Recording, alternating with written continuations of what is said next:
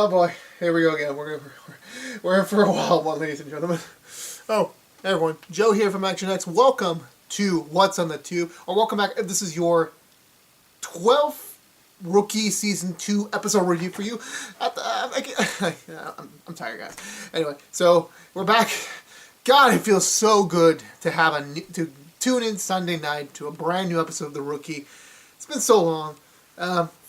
According to the listings, we're not getting a break for a while, so we should be good. So yeah, I'm extremely happy that the show's back. Also, I apologize if I'm playing around with my hair more often than usual. My hair is getting way too long. Really, I'm finally getting a haircut tomorrow, so moving forward, I'm gonna have short hair again. Very happy for that. I just don't like long hair. Like when I was growing up, having long hair was a burden on me because I keep looking at old pictures of myself, and not giving a fuck about my hairstyle has very much not helped me out in certain places. But now I do. I care about my hair, so I'll be going back to short hair tomorrow, so I won't be playing around with my hair as often.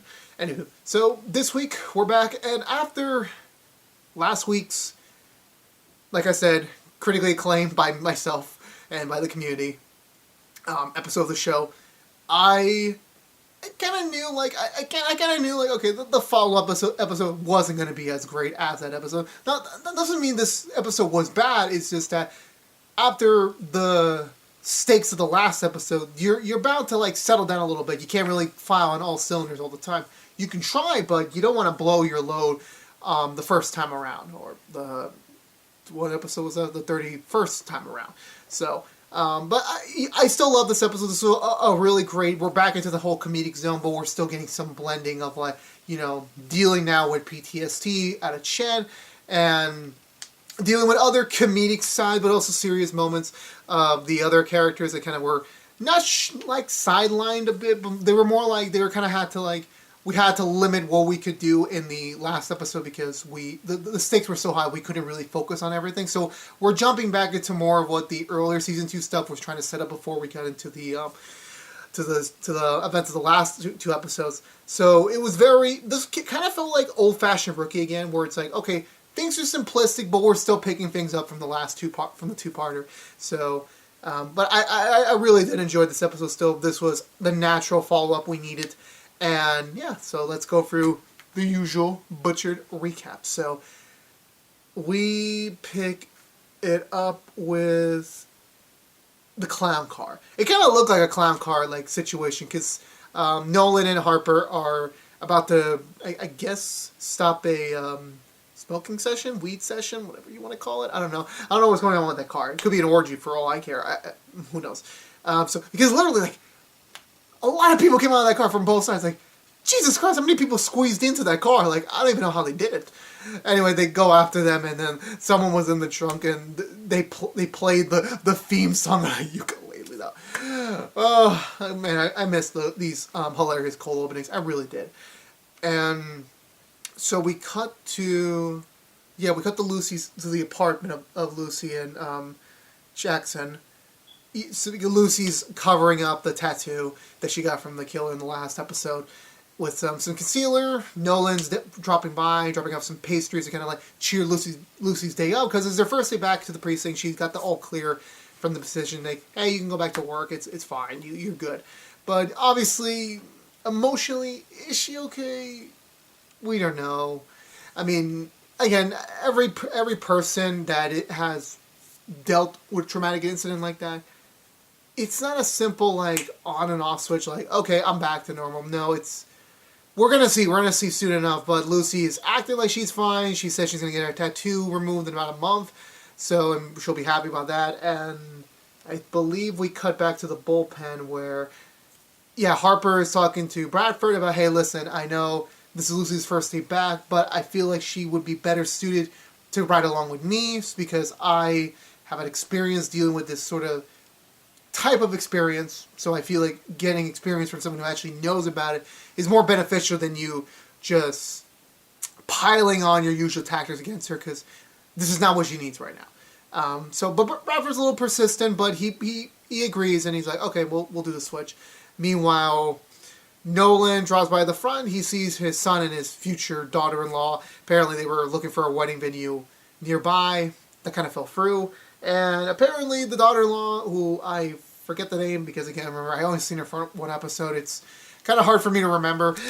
And apparently, she wants to be a cop because she feels like she would be interested in it. And she wants to do a ride-along with Nolan.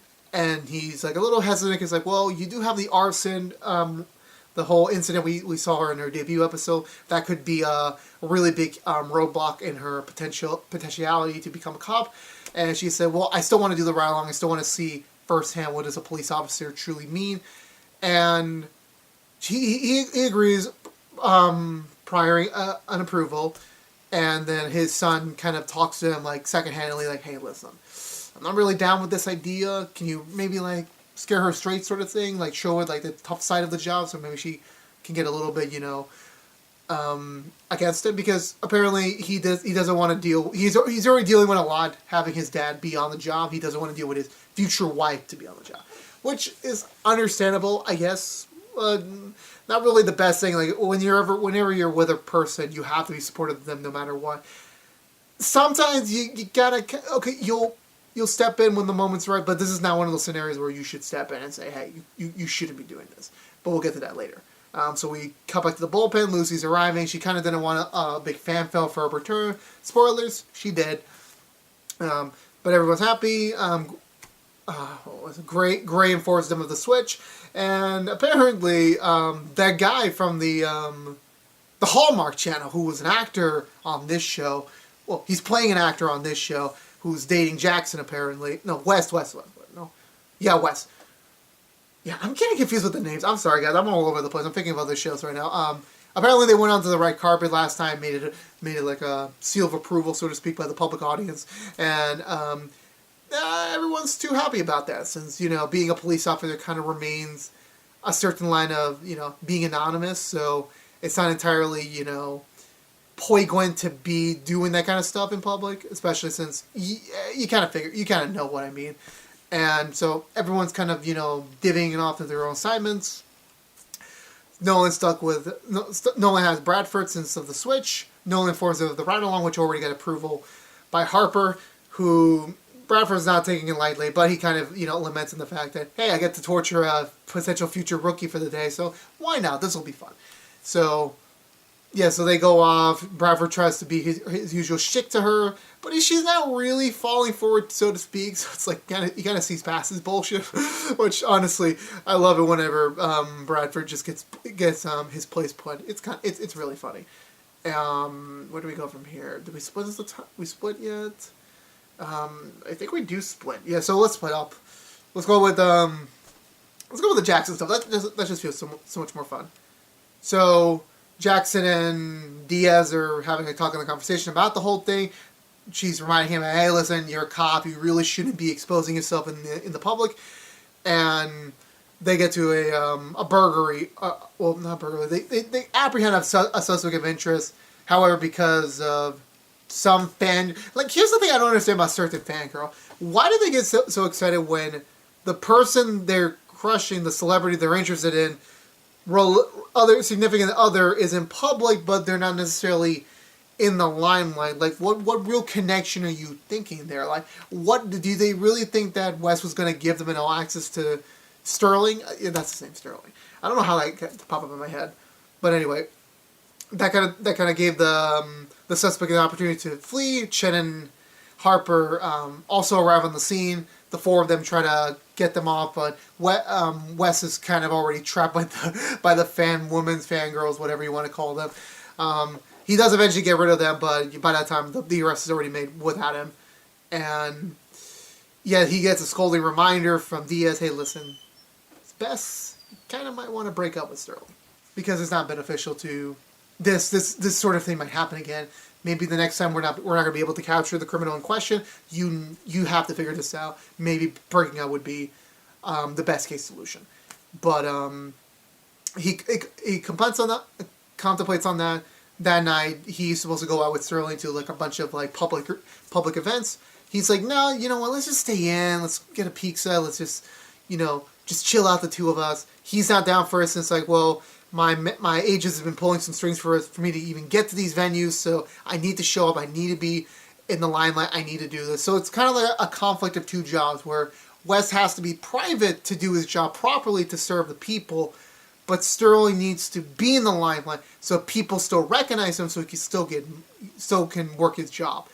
Again, it's understandable, and this is bound to happen in any relationship. Like, sometimes there's a conflict of interest there, and something you can't really think of an easy solution right away. It's just really difficult. Sterling leaves. Wes is kind of he's saddened about it, and he decides to consume two pizza pies. Oh, I remember the days I used to do those. I haven't had pizza in like forever. I'm hungry now. It's 11:25 at night, and I'm hungry. So, what are you gonna do? I got a test tomorrow, so. What else you? Sorry about that.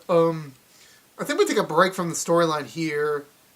No, he talks to Chen for a little bit, kind of like, he had FOMO that night. He just kept refreshing Sterling's Instagram page to see what's going on in his life, and figuring out that, like, hey, I could have been there, but because of my job, I had to stay back.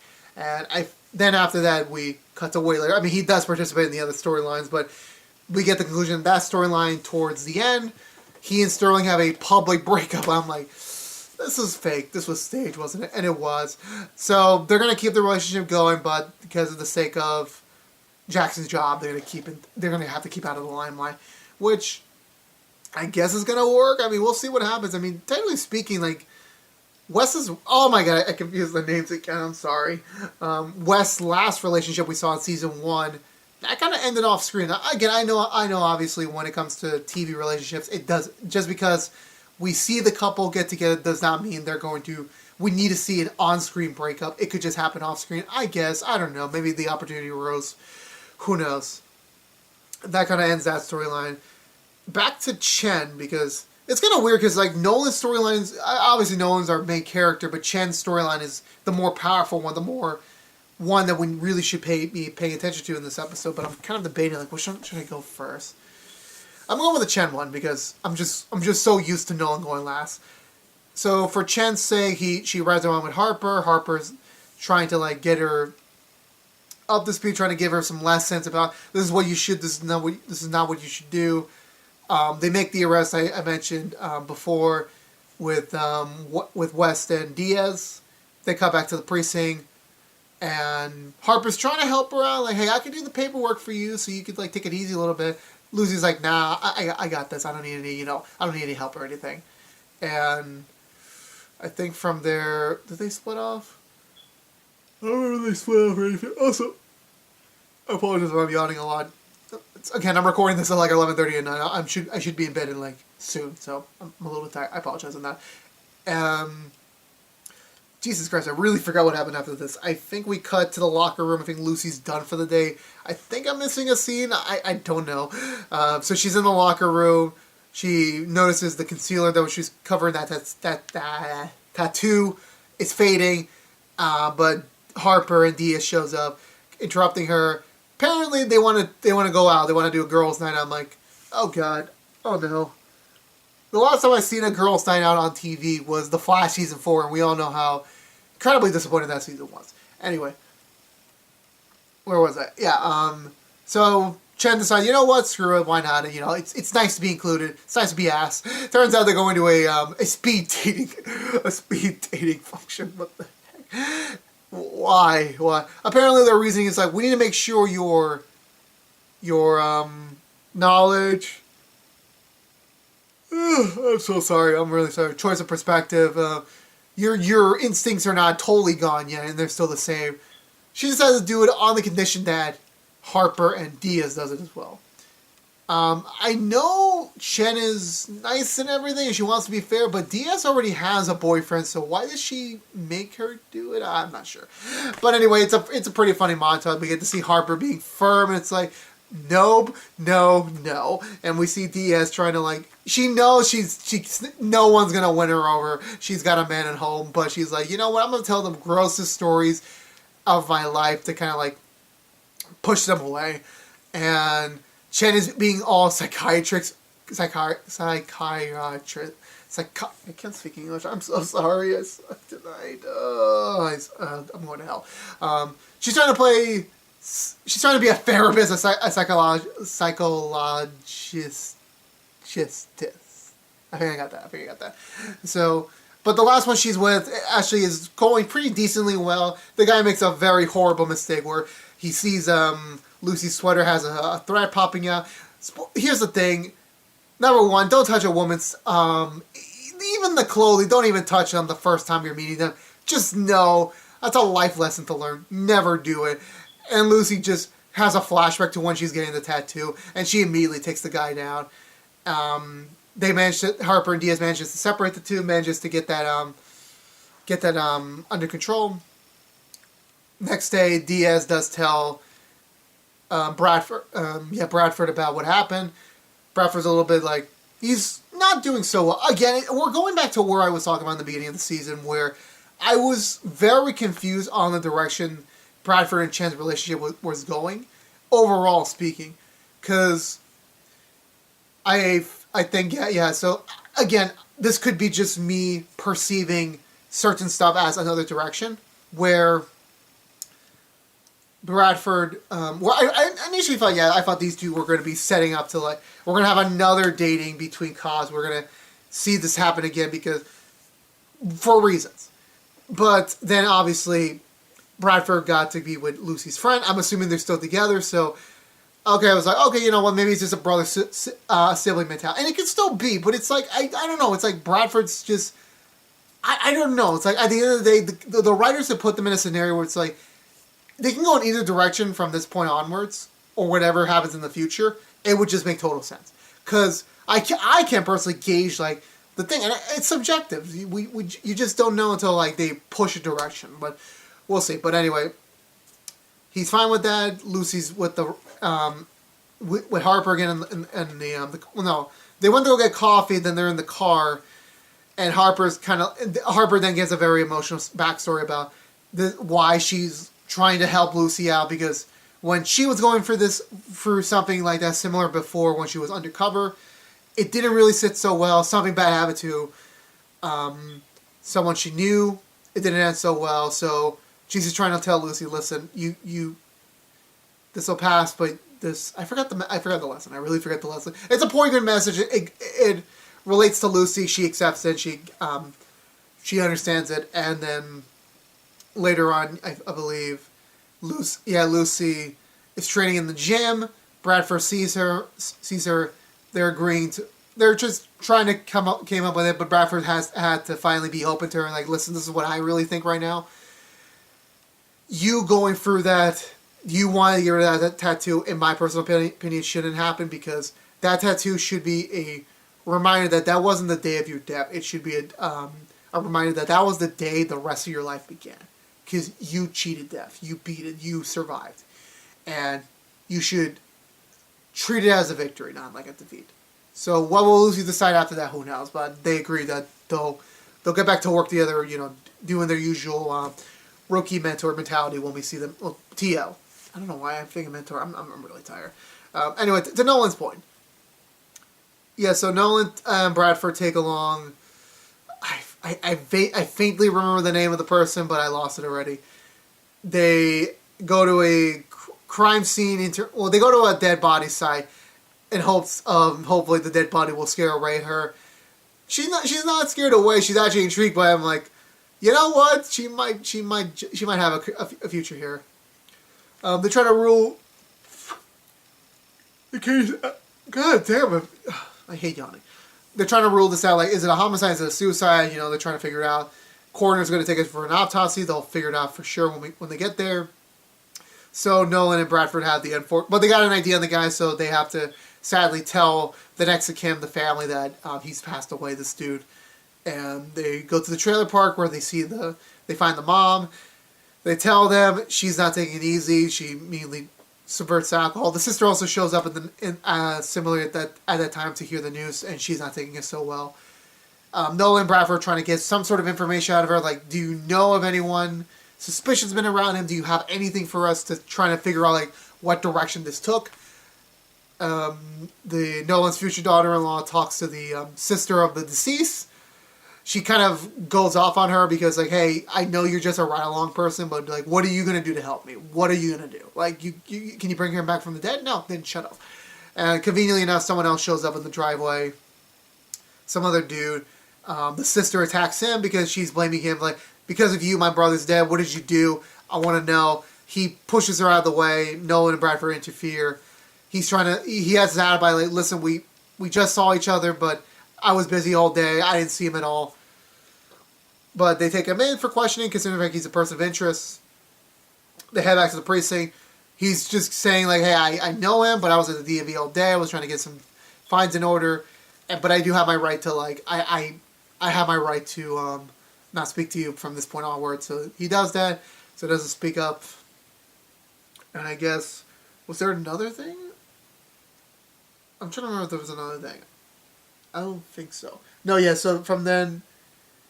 Yeah, so I think the ride-along went well. Bradford's kind of like, for once, giving this girl praise, like, hey, your future daughter-in-law, she ain't so bad.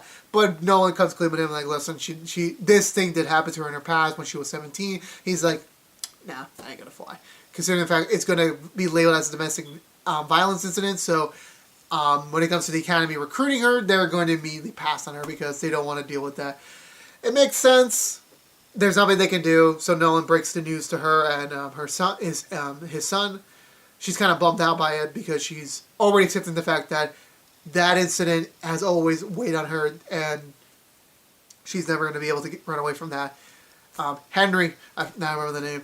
Henry's kind of relieved, like, oh, thank God, she can't be a police officer, thank God. Nolan's not entirely happy with him, like, listen, look, you're my son. I feel dirty about, like, trying to, like, corrupt her and not to let her be a cop, but you're not doing the right thing about being her fiance. You should be honest with her. You should be supporting her. And if you're not able to do that, maybe you shouldn't be marrying her. So that kind of sits on Henry. The next morning, Bradford and Nolan meet. Bradford figures out that the death was... Oh, he was already dead before he jumped off the building, so this was a homicide.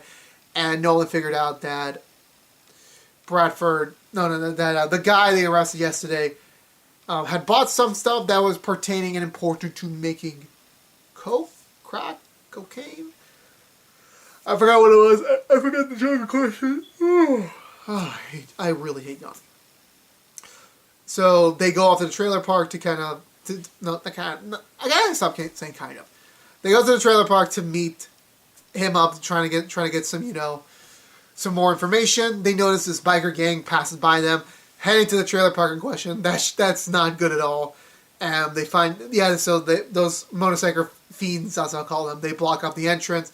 They all have guns, so it's like, okay, they're probably here to finish what they started. They probably killed the other kid, now they're trying to kill this guy, so they call him back. Nolan and Bradford call him back up. They are all in SWAT gear. They head in, but before they're able to swarm the place in question, they find out that Henry's car, or Nolan's car that he lent to Henry and his future wife, is also in the trailer park. So they came back to visit the family of the deceased. So it's like, oh no. And shocking enough, they find them held hostage with the family. So Nolan breaks in. Well, he cuts his way through. He takes out one of the guys. He flashbangs the other one. Bing, bang, boom. Main leader's taken out. And yeah, so everything's fine. Everyone's safe. No one's hurt, thank God. We come back to the station. Nolan's doing his paperwork. Henry's fiance is kind of accepting the fact, like, despite how awesome these days have been, it's still awful that she can't be a cop. It's really disappointing. Henry comes clean. He admits to her that, hey, I wasn't entirely honest. I didn't really support you during this time period. And she seemed a little bit angry and a little bit sad that her own fiance didn't support her, but she's like, it's cool, we'll work through it, it's fine. And then Nolan just takes him out for Victory ice cream, I guess. I don't know, Victory Sundays, I don't know what it was. I really don't know. And I think that's where the episode ends. I don't think I missed anything else. Yeah. No, wait. Yeah, that was it. That end of episode. Yeah, again, I like I said before, like, I really enjoyed this episode. This was definitely not where things were in the last episode in terms of, like, quality state. And I mean that very loosely. I don't mean this episode was bad. I just mean when you're coming from here and you go to here, it's a drop off no matter what. It's a drop off. But this episode was still solid. It definitely continued Lucy's PTSD. Well, no, it continued Lucy's journey following this experience properly. I think she still has ways to go, but this was a right, first step into the direction. Seeing Harper be a little more opened up than when we saw in the first half of the season was definitely something of enjoyment. Seeing her being pushed to break through what she doesn't normally do. Bradford, still solid, still the funny guy, but obviously he does have a heart. Oh, God damn, I hate yawning. On camera, he has emotions. He does care about Lucy, and he only wants the best for her. Nolan's family problem has been once again enlightening to see. It's been very fun to see. That this could be Nolan's future daughter-in-law. Probably will happen like that, but it was pretty fun. And the Jackson stuff was pretty funny. Now, why do I keep confusing? Where am I getting Jackson from? Wes's storyline with his celebrity boyfriend was pretty fun. Again, it was the comedic, touch-and-cheek moment, but it did carry a message there. But overall, I really did enjoy this episode. I apologize that I was a little bit more slanted off than usual. I don't know what's going on with my thoughts lately. But I hope you enjoyed. And I think that's going to do it for me, guys. Anyway, thank you guys so much for watching What's on the Tube. If you want to see more of What's on the Tube, coming up on What's on the Tube overall, we do Nancy Drew reviews every single Thursday after a new episode that comes out on Wednesday on the CW. And then also we have Katie Clean episode reviews coming out every Saturday after its broadcast on Thursday, also on the CW. At this point, the CW should just be paying me because I keep promoting them every freaking time I do one of these reviews. But if you only care about The Rookie, new episode reviews posted every Monday after the new episode on Sunday on ABC. And yeah, nothing one-off coming up special. Actually, What's on the Tube's 50th episode, which isn't really a big milestone. 50 episodes isn't that big, but I think on the top of my head, 50 episodes is the longest I've ever reached on the channel in terms of an ongoing series. And that's because we didn't do this for 50 weeks. We're doing 3 episodes at least per week. So we were kind of meant to stack up at this point, but kind of having Nancy Drew's episode review will be the 50th overall. I know it's not a special thing, but I just like to mention it. And yeah, I believe that's it. So again, if you were wondering, this was What's on the Tube from ActionX. If you want to see more of What's on the Tube here, please subscribe to ActionX. Please ring the bell for notifications when we have a new episode live. Like, favorite, share this review if you please. Follow us on all the social media feeds. And that was it. I'm going to go get this together, get this assembled. I have a long day tomorrow, so I'm going to go hit the sack, guys. But I'm happy the Rookie's back. Okay, this is my last yawn for the episode because I really should be going to bed soon. I apologize again if the yawning kind of disrupted the flow of this review. Also, if you're wondering, yes, I am not usually this darkened. I need to get a secondary light source on this. George has been bugging me for almost a year now. You need to get another light source, man. You need to. Anyway, that's it. No more rambling. Peace out, guys.